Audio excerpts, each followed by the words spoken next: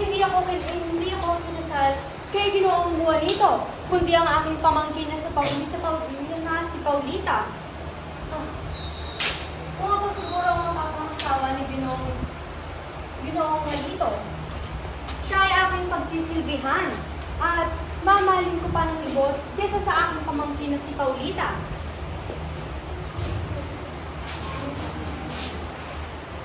Sorry. Hindi ba nakikilala ang isang tulad ko? Ang babaeng nasa inyong harapan? Pwes, ako lamang naman, si Doña Victorina de los Reyes de Espadaña. Ngayong kilala niyo na ang inyong nasa harapan? Dapat talaga ako ang papakasal.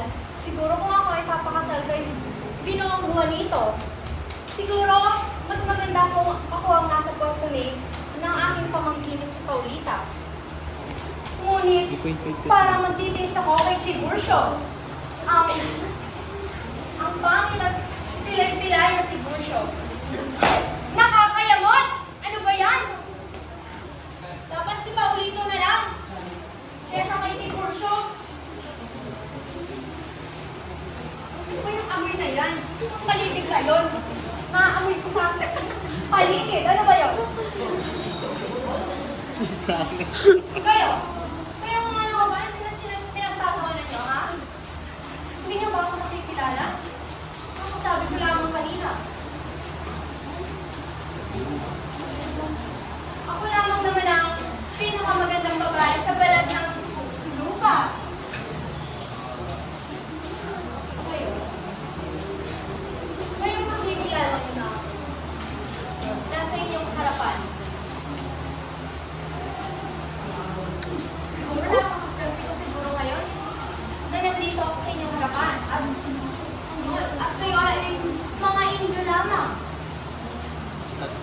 At si Tiburcio, pinapahanap ko yan kay Isagan, bakit hindi niya mahanap-hanap?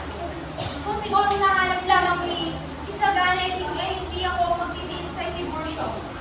Tiburcio! Nasa na ba ang lalaking iyan? Lagi na lamang ako nagtitiis sa lalaking iyan.